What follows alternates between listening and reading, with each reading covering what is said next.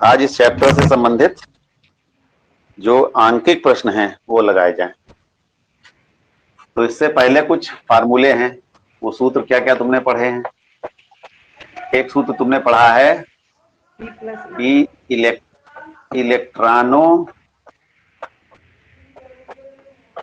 की संख्या बराबर प्रोटॉनों की संख्या। पढ़ा नहीं पढ़ा है? yes. और बराबर परमाणु संख्या। ठीक। और दूसरा तुमने परमाणु भार की परिभाषा क्या पढ़ी है? द्रव्यमान संख्या की परिभाषा क्या पढ़ी है? बताओ। न्यूट्रॉनों और प्रोटॉनों की संख्या का योग। प्रोटॉनों और न्यूट्रॉनों की संख्या का योग यानी द्रव्यमान संख्या बराबर P प्लस N। पहला सवाल है ऑक्सीजन का परमाणु भार या द्रव्यमान संख्या कहा जाए या परमाणु भार कहा जाए, एक ही बात है। ऑक्सीजन का परमाणु भार कितना होता है? 16। और इसमें इसका परमाणु क्रमांक होता है 8। तो बताओ इसमें कितने इलेक्ट्रॉन होंगे, कितने प्रोटॉन होंगे और कितने न्यूट्रॉन होंगे? बताओ कितने प्रोटॉन होंगे, कितने इलेक्ट्रॉन होंगे, कितने न्यूट्रॉन होंगे? बताओ। परमाणु क्रमांक दिया है और परमाणु भार दोनों दिए हुए हैं। अब तुम इसमें से सब कुछ निकाल सकते हो। हैं? 8 प्रोटॉन होंगे, 8 इलेक्ट्रॉन होंगे। देखो प्रोटॉनों की संख्या बराबर परमाणु क्रमांक। ठीक। तो प्रोटॉनों की संख्या बराबर 8 और इलेक्ट्रॉनों की संख्या बराबर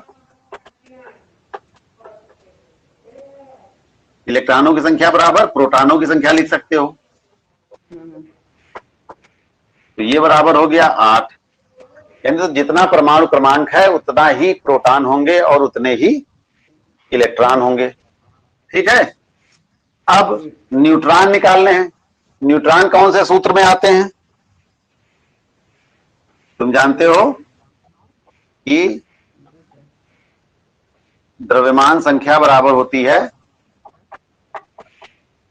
इसको ऐसे लिखो, उल्टा करके लिखो, P प्लस N बराबर द्रव्यमान संख्या। ठीक। चाहे द्रव्यमान संख्या बराबर P प्लस N लिखो या P प्लस N बराबर द्रव्यमान संख्या लिखो। ठीक।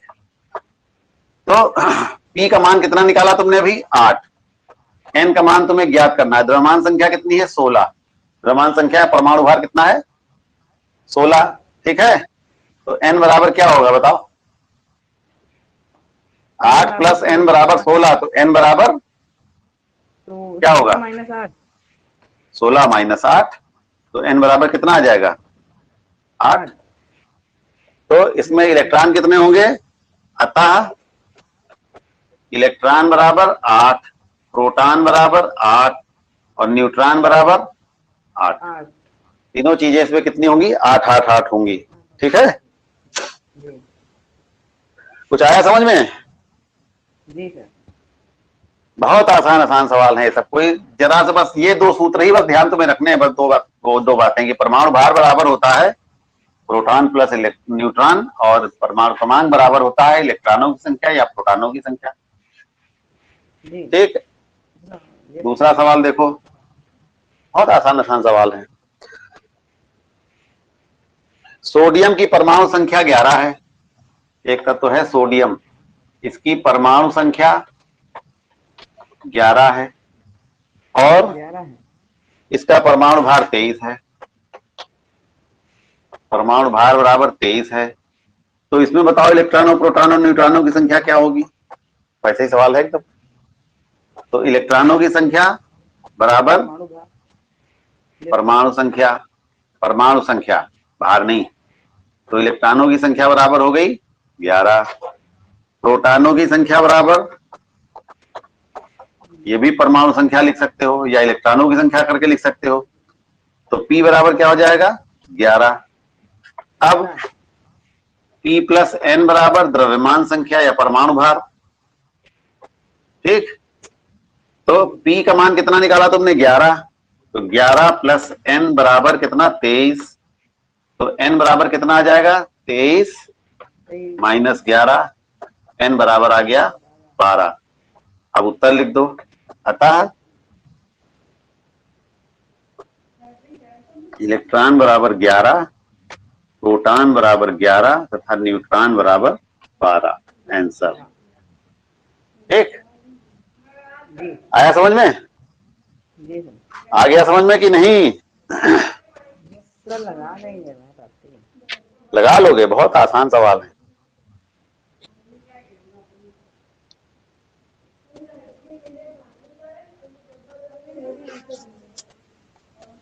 बस यही दो सूत्र तुमको ध्यान रखने हैं बस, बाकी और कुछ नहीं।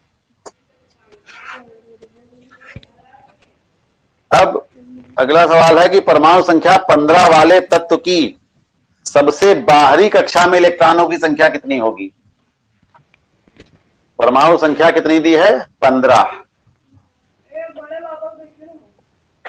परमाणु संख्या बराबर 15, अतः इलेक्ट्रॉनों की संख्या बराबर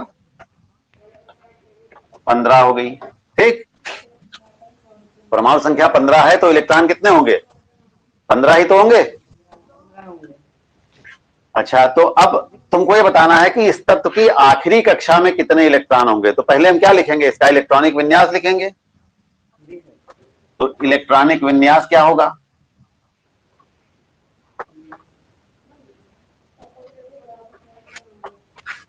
क्या होगा बताओ?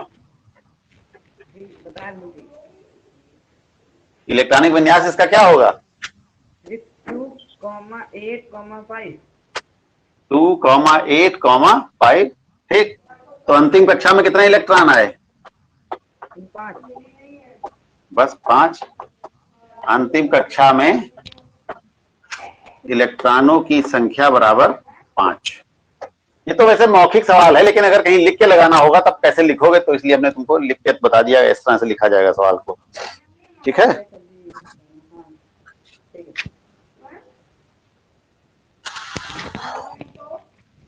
इसके वैलेंसी कितनी है? तो इस तरीके से ये सब सवाल लगेंगे। अभी इस चैप्टर में एक चीज और थोड़ी सी छूट गई है, क्या है वो? संयोजकता।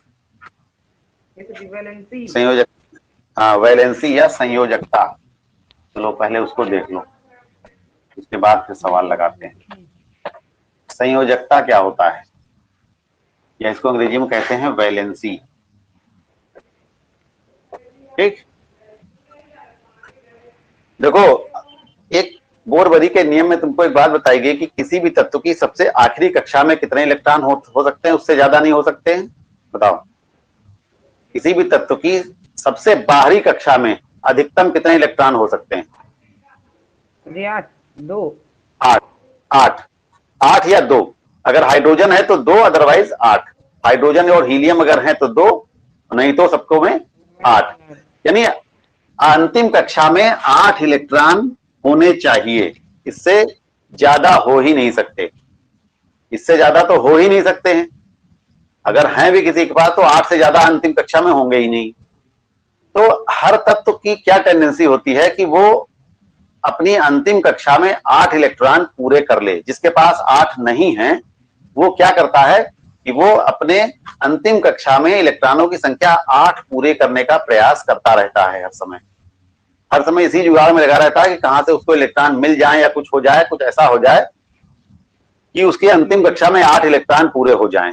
ठीक, तो ये जो तत्व होते हैं ये अंतिम कक्षा में 8 इलेक्ट्रॉन पूरे करने के लिए क्या करते हैं?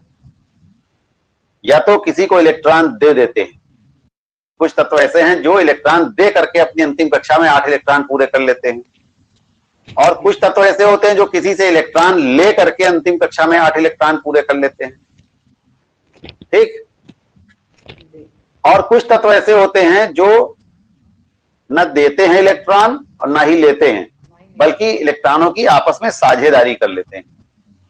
तो 3 तरीके होते हैं इलेक्ट्रॉनों के आदान प्रदान के, या इस तरह से 8 अपनी अंतिम कक्षा में 8 संख्या पूरी करने के लिए ये 3 तरीके हो सकते हैं।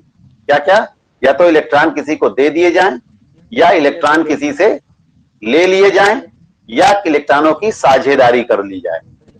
कुछ तुम्हारा कुछ हमारा मिलाकर के साझे में अपना काम कर लें, तुम्हारा भी काम चल जाए मेरा भी काम चल जाए, इस तरीके से। तो 3 तरीके हैं ये। तो जैसे मान लो अभी तुमने जैसे पढ़ा था कि एक उसका इलेक्ट्रॉनिक विन्यास है 2, 8 और 5, ठीक। तो अब इसकी अंतिम कक्षा में कितने इलेक्ट्रॉन है? 5, ठीक। और इसको अपनी अंतिम कक्षा में 8 पूरे करने हैं, इसको अपनी अंतिम कक्षा में 8 इलेक्ट्रॉन पूरे करने हैं। तो 8 पूरे करने के लिए क्या कर सकता है ये? या तो ये अपने 5 किसी को दे दे, तो अब ये वाली कक्षा अंतिम हो जाएगी इसकी। तो क्या होगा, ये वाली कक्षा इसकी अंतिम कक्षा हो जाएगी।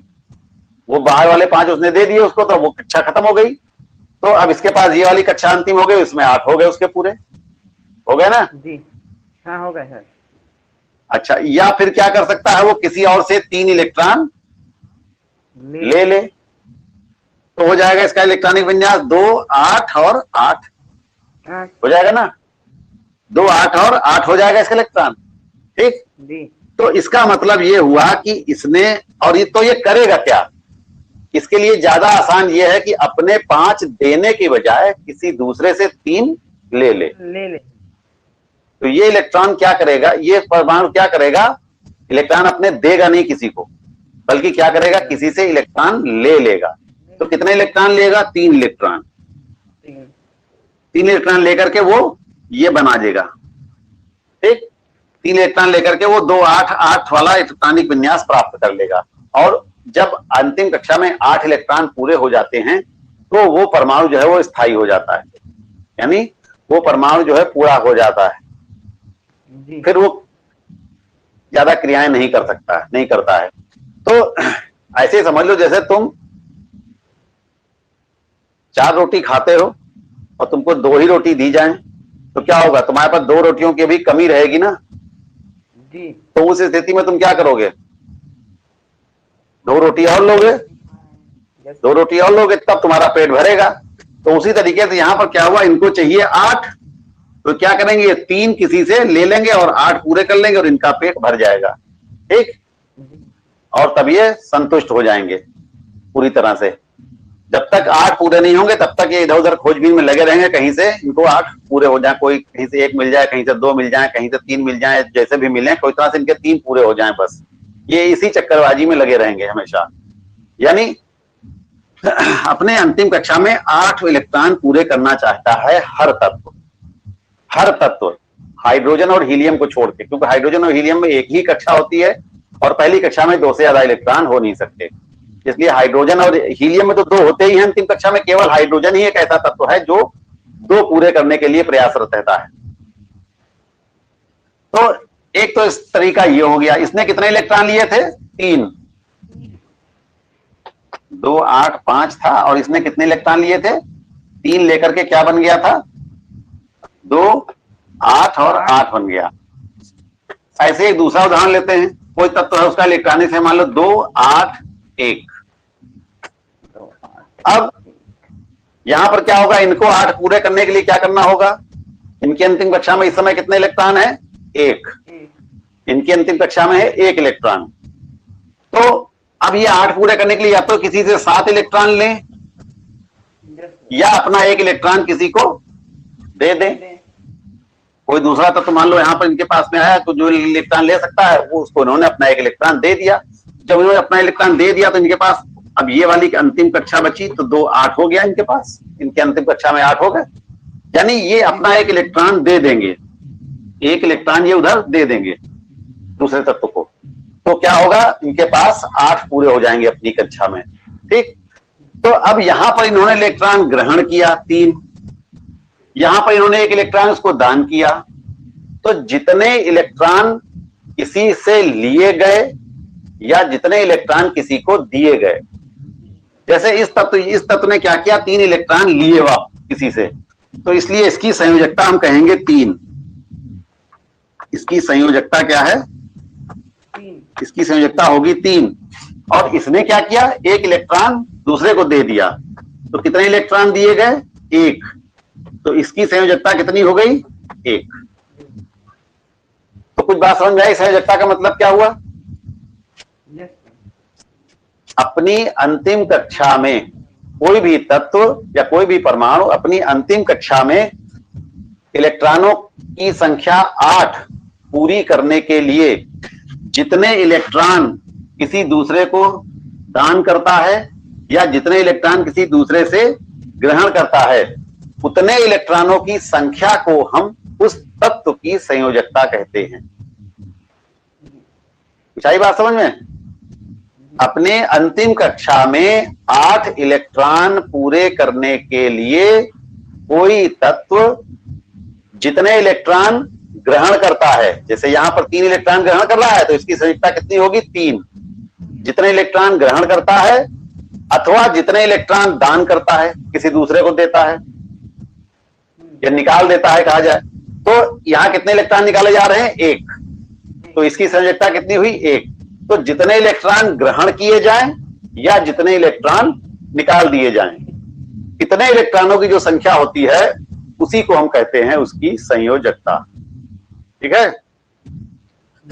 तो ये संयोजकता का मतलब होता है कुल मिलाकर के संयोजन क्षमता। संयोजन क्षमता मतलब दूसरे यौगिकों के साथ क्रिया करने की क्षमता कितनी है। यानी रासायनिक क्रिया तभी होती है जब इलेक्ट्रॉनों का आदान प्रदान होता है या साझेदारी की जाती है। तो ये साझेदारी करने की क्षमता किसी तत्व की कितनी है, कितने इलेक्ट्रॉन दे सकता है या कितने इलेक्ट्रॉन ले सकता है या कितने इलेक्ट्रॉनों की साझेदारी कर सकता है, तो यही इलेक्ट्रॉनों की संख्या जो होती है उसकी संयोजन क्षमता कहलाती है। और इन्हीं इलेक्ट्रॉनों की संख्या को, इसी संयोजन क्षमता को हम कहते हैं उस तत्व की संयोजकता। ठीक है, बात समझ में आई? तो पूरी परिभाषा क्या हुई? अपनी कक्षा, अंतिम कक्षा में इलेक्ट्रॉनों का अष्टक, अष्टक मतलब 8, इलेक्ट्रॉनों की संख्या 8 पूरी करने के लिए, यानी इसको हम दूसरी भाषा में कहते हैं कि इलेक्ट्रॉनों का अष्टक पूरा करने के लिए जितने इलेक्ट्रॉन किसी दूसरे तत्व से ग्रहण करता है या किसी दूसरे तत्व को प्रदान करता है या दान करता है या दोनों तत्वों या किसी दूसरे तत्व के साथ साझेदारी करता है, तो उस संख्या को हम कहते हैं उस तत्व की संयोजकता। जैसे सोडियम है, सोडियम का इलेक्ट्रॉनिक विन्यास होता है 2 8 1।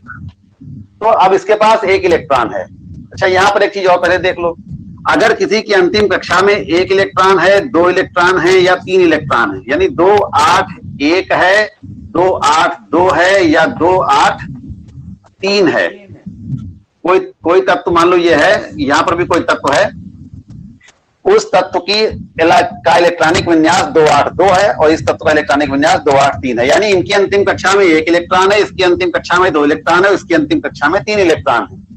तो अगर इतने इलेक्ट्रॉन तक हैं तो ये तत्व क्या करेंगे? इलेक्ट्रॉन किसी को दे देंगे। ये तत्व क्या करेंगे? किसी को इलेक्ट्रॉन दान कर देंगे। जब दान कर देंगे तो क्या बचेगा? इनके पास भी 2 8 हो जाएगा, इनके पास भी 2 8 बचेंगे और इनके पास भी 2 8 हो जाएगा। सबकी अंतिम कक्षा को क्या हुई? पूरी हो गई। पूरी हो गई ना? पूरी हो गई ना? समझ में आया? अच्छा, अब मान लो अगर कोई ऐसे तत्व हैं जिनकी अंतिम कक्षा में 2 8 5, 2 8 6 और 2 8 7, या 8 नहीं है, हाँ 2 8 7 या 2 8 8 7 कर लो, 2 8, चलो 2 8 7 ही रखते हैं, तो 2 8 7 है। तो अब ये क्या करेंगे? ये इतने, क्योंकि इनको 1 इलेक्ट्रॉन चाहिए, इनको 3 इलेक्ट्रॉन चाहिए, इनको 2 इलेक्ट्रॉन चाहिए, इसको 1 इलेक्ट्रॉन चाहिए, और इनको अगर ये किसी को देंगे तो इनको देने के लिए कितने देने पड़ेंगे? 5 देने पड़ेंगे, इनको 6 देने पड़ेंगे और इनको 7 देने पड़ेंगे। तो बजाय इसके कि 5 6 या 7 इलेक्ट्रॉन को किसी को दें, इनके लिए बेहतर ये होता है कि किसी से 1 2 या 3 ले लें, किसी से 1 2 या 3 इलेक्ट्रॉन ग्रहण कर लें। तो अब ये 7 देना इनके लिए ज्यादा कठिन है, बल्कि 1 उल्टे किसी से ले लेना ज्यादा आसान है। इनके लिए भी 6 देना कठिन है, लेकिन ये 2 ले लेना ज्यादा आसान है। इनके लिए 5 देना कठिन है, 3 ले लेना आसान है। तो ऐसे तत्व क्या करते हैं, यानी जिनकी अंतिम कक्षा में 5 6 या 7 इलेक्ट्रॉन होते हैं, वे तत्व क्या करते हैं? दूसरे तत्वों से इलेक्ट्रॉन ग्रहण कर लेते हैं। जितने कम होते हैं, दूसरे तत्वों से इलेक्ट्रॉन को ग्रहण कर लेते हैं। ठीक है, तो इस प्रकार से इलेक्ट्रॉन ग्रहण किए जाते हैं या दान किए जाते हैं। हाँ, अभी बता रहे हैं, वहीं पे आ रहे हैं। अब एक तत्व है कार्बन। कार्बन के अंतिम कक्षा में होते हैं 4 इलेक्ट्रॉन। ठीक, अब हमने तुमको बताया कि 1, 2 या 3 इलेक्ट्रॉन दिए भी जाते हैं और 1, 2 या 3 इलेक्ट्रॉन लिए भी जाते हैं, लेकिन इनको चाहिए अब 4 इलेक्ट्रॉन। तो 4 इलेक्ट्रॉन इनको एक साथ देने वाला तो कोई होगा नहीं। ठीक, अगर इनके पास 2 इलेक्ट्रॉन होंगे तो ये 2 ही दे पाएगा इनको। इनके पास 3 इलेक्ट्रॉन होंगे तो ये 3 इलेक्ट्रॉन किसी से ग्रहण करेंगे, ये किसी को दान करेंगे। तो 4 वाले के साथ बड़ी समस्या है कि 4 वाला जो, ये तो किसी को ना तो दे सकते हैं और ना ही किसी से 4 इलेक्ट्रॉन ले सकते हैं। तो ये क्या करेंगे, ये साझेदारी करते हैं। तो 4 वाला जो होता है वो केवल साझेदारी करता है, और साझेदारी करने के लिए क्या होता है कि कार्बन ने इतने ज्यादा साझेदारी कर डाली है कि पूरी एक रसायन विज्ञान की एक शाखा ही अलग हो गई है, कार्बनिक रसायन। यानी साझेदारी कर करके इतने ज्यादा यौगिक बनाए हैं इस कार्बन ने कि सारे कार्बन एक तरफ, कार्बन के यौगिक एक तरफ रख दिए जाए तो बाकी सारे रसायन विज्ञान के यौगिक जितने हैं वो सब एक तरफ कम पड़ जाएंगे, इतने ज्यादा यौगिक हैं कार्बन के। तो कार्बन जो होता है वो केवल साझेदारी ही करता है मुख्य रूप से। ठीक है, तो इसलिए 1, 2 और 3 वाले क्या करेंगे, इलेक्ट्रॉन किसी को दे देते हैं, और 5, 6 और 7 वाले क्या करते हैं, इलेक्ट्रॉन किसी से ले लेते हैं। और साझेदारी तो कोई भी कर सकते हैं, 1, 2, 3 वाले भी साझेदारी कर सकते हैं, 5, 6, 7 वाले भी साझेदारी कर सकते हैं, लेकिन 4 वाला जो होता है वो केवल साझेदारी ही करता है। 4 वाला जो होता है वो केवल साझेदारी ही करता है। आई बात समझ में? तो इस तरह से अपना अष्टक पूर्ण करने के लिए, अंतिम कक्षा का अष्टक पूर्ण करने के लिए जितने इलेक्ट्रॉन किसी को दान किए जाते हैं या जितने इलेक्ट्रॉन ग्रहण किए जाते हैं अथवा जितने इलेक्ट्रॉनों की साझेदारी की जाती है, तो इस इलेक्ट्रॉनों की संख्या को हम कहते हैं उस तत्व की संयोजकता। ठीक है,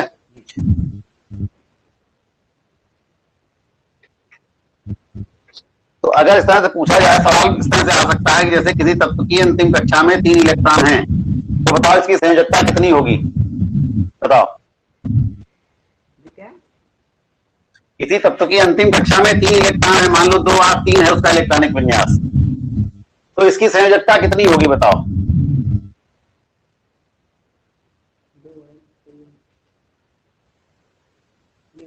देखो, इसके अंतिम कक्षा में 3 इलेक्ट्रॉन हैं, और तुमको याद रखना पड़ेगा कि अगर अंतिम कक्षा में 1, 2 या 3 इलेक्ट्रॉन होते हैं तो ये क्या करते हैं, 3 इलेक्ट्रॉन किसी को दे देगा।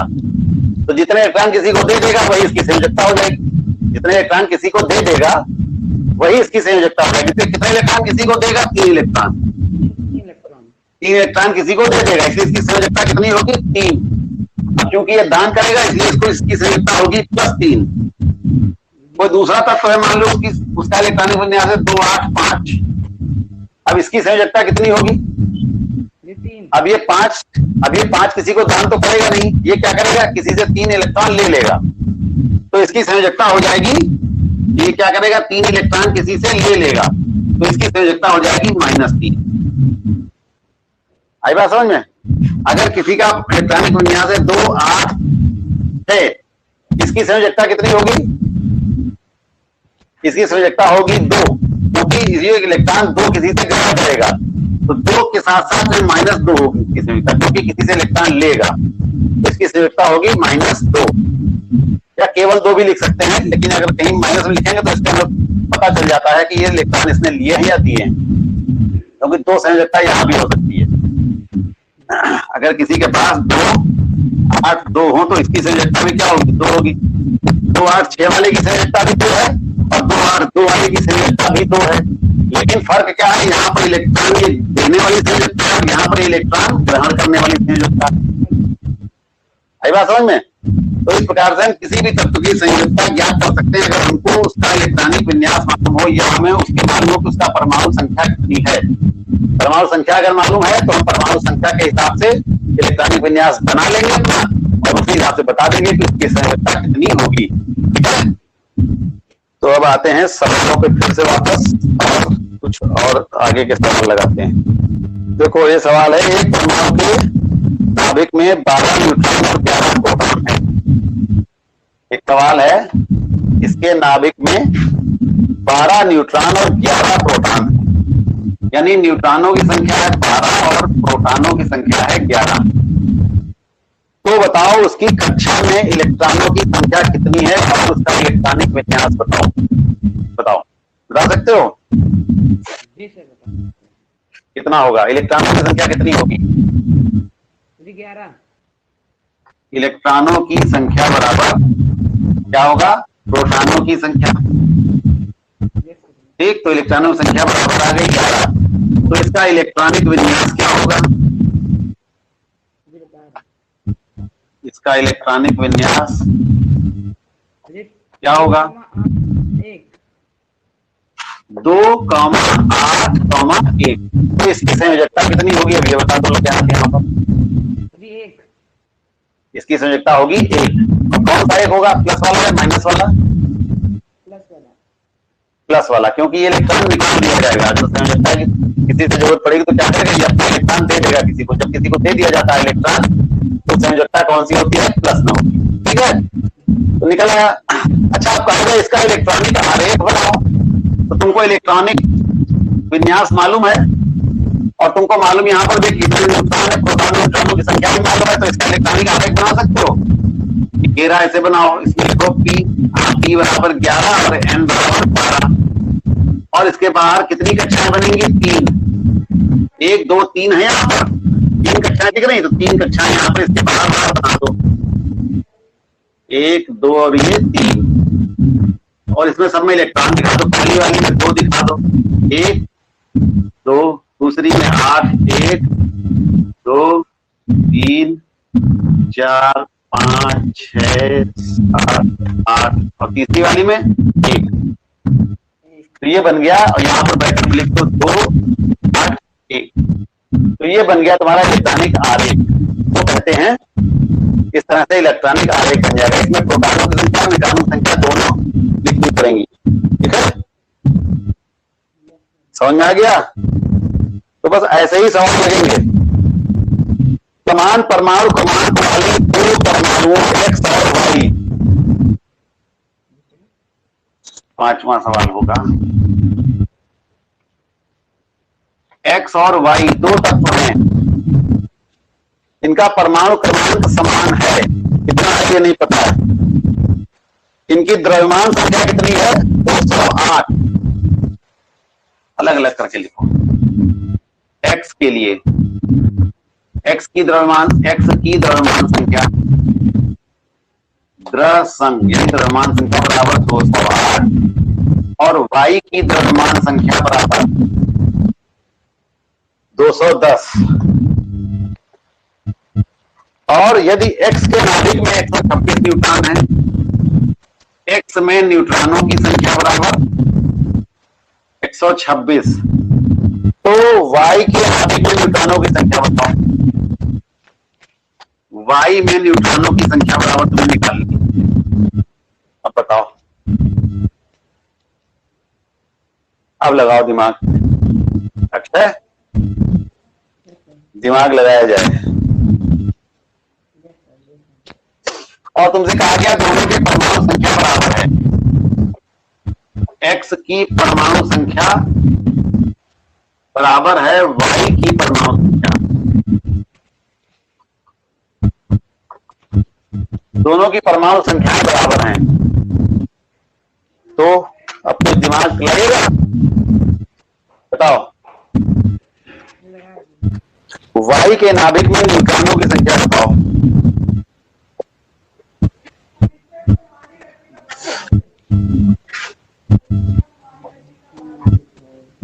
एक तत्व है एक्स, दूसरा तत्व है वाई, दोनों की परमाणु संख्या है समान। तो ध्यान दो पहले। और इसमें प्रोटॉन बराबर है, नहीं पता, इसमें द्रव्यमान संख्या बराबर दी हुई है 208। द्रव्यमान संख्या पूरी हो गई 208, बची हो गई 210। और इसमें से न्यूट्रॉन कितने हैं? 82 नहीं 126 एक्स में। तो यहां पर न्यूट्रॉन कितने होंगे ये तुमको निकालना है। अब बताओ, समझने के लिए सवाल इस तरह से लिख लो, चित्र बनाकर। ये तुम्हारा क्या है? नाभिक है। मान लो नाभिक क्या पूरा ये यही तो परमाणु द्रव्यमान होगा इसका। और परमाणु द्रव्यमान किसके बराबर होता है? द्रव्यमान संख्या किसके बराबर होती है बताओ? द्रव्यमान संख्या लग पाएगा कि नहीं पहले बताओ? अक्षय यस सर जी, इलेक्ट्रॉनों प्रोटॉनों का योग, नहीं प्रोटॉन और न्यूट्रॉन। प्रोटॉनों की देखो ये 208 क्या है? प्रोटॉनों और न्यूट्रॉनों का जोड़ तुम्हें दिया है, ठीक? जी ऐसे समझो, ये 208 क्या है? प्रोटॉनों और न्यूट्रॉनों का जोड़। एक्स के लिए पहले दोनों एक्स वाले देखो ध्यान से, पहले एक्स का द्रव्यमान संख्या 208 और एक्स में न्यूट्रॉनों की संख्या 126, यानी न्यूट्रॉनों और प्रोटॉनों का जोड़ 208 है, उसमें से 126 न्यूट्रॉन है, तो इसमें प्रोटॉन कितने होंगे निकाल लो। कितने प्रोटॉन होंगे निकलेगा? तो हल में क्या करोगे? एक्स में प्रोटॉनों की संख्या, एक्स में प्रोटॉनों की संख्या बराबर क्या होगी? 208 माइनस 126, ये बराबर आ गई 82। ठीक, तो 82 प्रोटॉन इसमें हो गए। और प्रोटॉन बराबर क्या होता है? परमाणु संख्या के बराबर होता है कि नहीं? प्रोटॉनों की संख्या कहो या इलेक्ट्रॉनों की संख्या कहो या उसको परमाणु संख्या कहो, एक ही बात है। तो इन दोनों की परमाणु संख्या बराबर है, यानी दोनों में प्रोटॉनों की संख्या क्या है? बराबर है। दोनों में प्रोटॉनों की संख्या बराबर है, क्योंकि यहाँ क्या कहा जा रहा है? एक्स की परमाणु संख्या बराबर वायु की परमाणु संख्या, और इसी परमाणु संख्या को प्रोटॉन कहेंगे, यहाँ पर भी प्रोटॉन कहेंगे, तो ये दोनों प्रोटॉन क्या होंगे? बराबर हो गए, दोनों प्रोटॉन बराबर हो गए। तुमने इसमें से प्रोटॉन की संख्या निकाली, तो यही प्रोटॉन तो यहाँ भी हो गए। अब तुमको इसका परमाणु भार मालूम है, तो 210 में से 82 घटा दो तो ये निकल आएगा, न्यूट्रॉनों की संख्या निकल आएगी कि वायु में कितने न्यूट्रॉन होंगे। ठीक, यहाँ पर लिखो अतः एक्स, अतः वायु में प्रोटॉनों की संख्या बराबर 82 तथा वायु में न्यूट्रॉनों की संख्या बराबर हो जाएगी 210 माइनस 82, कितना आ जाएगा? 120। ये बराबर आ जाएगा 120, क्यों 10 में दो क्या? 28। इसमें 128 न्यूट्रॉन होंगे, तो न्यूट्रॉनों की संख्या कितनी आ गई? 128। समझ में आया सवाल? दोनों की परमाणु संख्या बराबर है, तो ये सुन करके तुम्हारे दिमाग में आना चाहिए कि दोनों में प्रोटॉनों की संख्या और इलेक्ट्रॉनों की संख्या बराबर हो। ठीक, अब जब इलेक्ट्रॉनों की और प्रोटॉनों की संख्या निकल आई तो मालूम हो गया कि बराबर है, तो यहाँ से तुम निकाल सकते हो कि एक तत्व में तुम्हें न्यूट्रॉनों की संख्या मालूम है, तो उस तत्व की प्रोटॉनों की संख्या तुम निकाल सकते हो। इसमें तुमको न्यूट्रॉन मालूम है, परमाणु भार मालूम है, तो परमाणु भार में से न्यूट्रॉन घटा देंगे तो प्रोटॉन निकल आएंगे। देखो, परमाणु भार में से न्यूट्रॉन घटा दो तो प्रोटॉन निकल आते हैं, परमाणु भार में से प्रोटॉन घटा दो तो न्यूट्रॉन निकल आते हैं। जैसा सवाल तुम्हारा यहाँ पर तुमको प्रोटॉन निकालना है, तो क्या करोगे? परमाणु भार में से न्यूट्रॉन घटा दो तो प्रोटॉन मालूम हो गया। जितने प्रोटॉन इसमें है उतने ही प्रोटॉन इसमें है, इसका परमाणु भार तो मालूम है, तो यहाँ पर परमाणु भार में से प्रोटॉन घटा दो, न्यूट्रॉन निकल आएंगे। ठीक है ना? हाँ, एक चीज प्रोटॉनों न्यूट्रॉनों में जोड़ मालूम है और तुम्हें एक चीज मालूम है, तो दूसरी चीज तो निकल ही आएगी घटा कर, होगा ना? तो इस तरीके से ये सवाल पूरा हो गया। समझ में आया कि नहीं?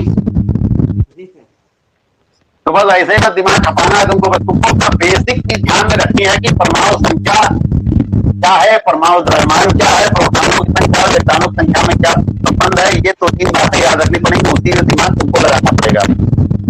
ठीक है? तो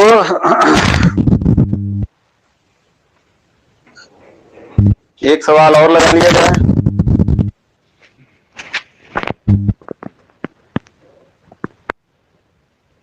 एक तत्व का परमाणु क्रमांक 30 है और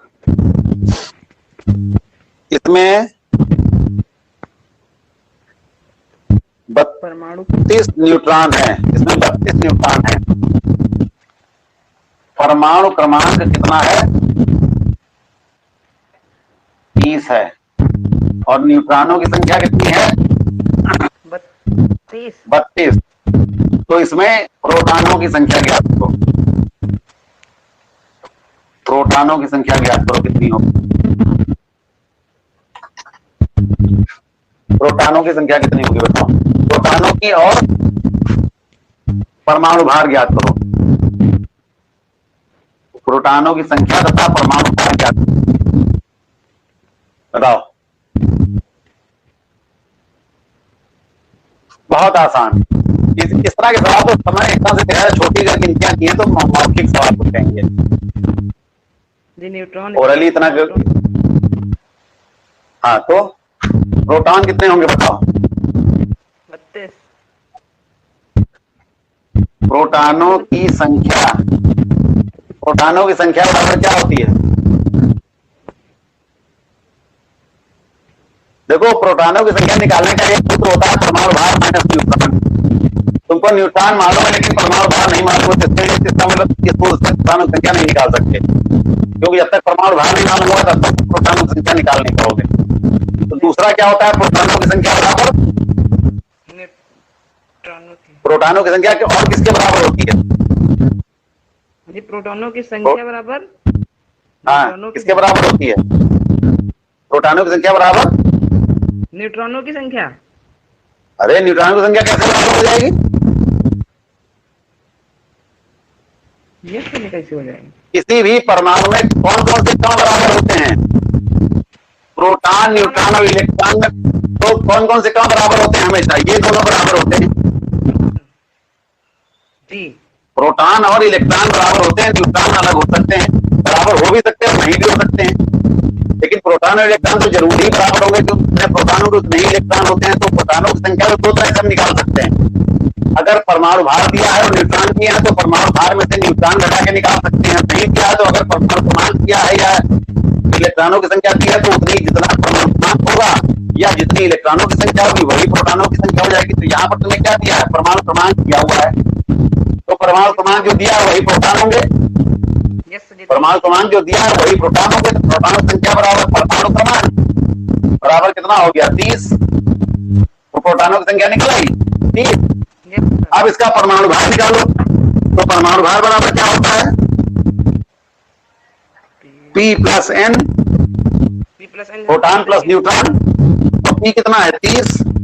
N कितना है? 32। जोड़ देंगे कितना आ गया? 62। तो परमाणु भार कितना हो गया इसका? 62। बस। देखो, प्रोटॉनों की संख्या, इलेक्ट्रॉनों की संख्या और परमाणु क्रमांक ये तीनों बराबर होते हैं, ये बात हमेशा दिमाग में रखो। और दूसरा, परमाणु भार बराबर होता है प्रोटॉनों की संख्या प्लस न्यूट्रॉनों की। बस इतने में ही तुमको इन्हीं दो सूत्रों से तुम्हारे इस तरह के सारे सवाल लगेंगे। बस आई बात समझ में? इन्हीं दो सूत्रों की सहायता से ही तुम्हारे इस तरह के सवाल सारे लग जाएंगे। बस ये दो सूत्र ना भूलो बस। अब प्रोटॉनों की संख्या दोनों तरीके से निकल सकती है, दोनों सूत्रों से निकल आएगी। जो चीज थी उस हिसाब से वो सूत्र लगाओ, उधर की दिशा में सोचो। आगे बात समझ में? चलो, तो अब ये सवाल भी खत्म हो गया और अब आज ये चैप्टर भी खत्म हो गया। ठीक, आज ये पार्ट भी खत्म हो गया।